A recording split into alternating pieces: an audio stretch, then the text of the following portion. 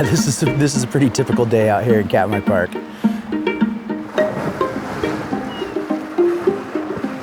My name's Drew Hamilton. I'm the president of the Friends of McNeil River organization and a guide for natural habitat adventures. And we're here out at the north end of the Alaska Peninsula in Katmai Park watching bears.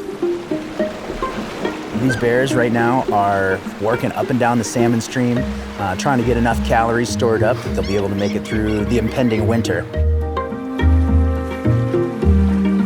At the north end of Katmai Park, there's a little parcel of estate land called McNeil River State Game Sanctuary. It's the largest congregation of brown bears anywhere on Earth, and it's just over the hill from the proposed port site for Pebble Mine. When you've got an ecosystem that is functioning enough to support a population of wild bears, you know that everything underneath that top predator is functioning correctly.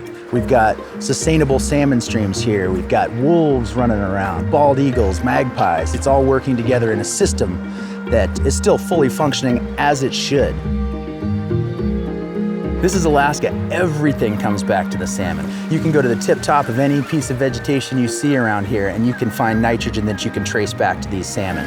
Now, these bears play an important role in getting the salmon out of the stream and starting the process of dispersing it through this ecosystem. In a lot of ways, bears are nature's can opener. This massive block of protected habitat does have a threat right now. The Pebble Mine, it's a fight that's been going on for a couple decades. The proposal has always been to have a mine in a terrible spot right at the headwaters of Bristol Bay, the largest sustainable sockeye fishery in the world. 60 million fish returned to Bristol Bay this year. What they're proposing is basically a 175-mile gash through some of the best habitat in the world.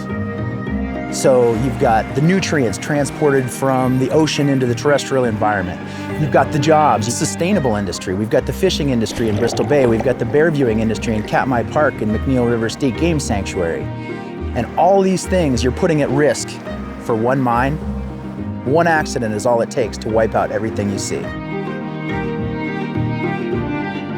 So much of the world these days has been modified, has been urbanized, and yet there are still these jewels of wilderness that are left.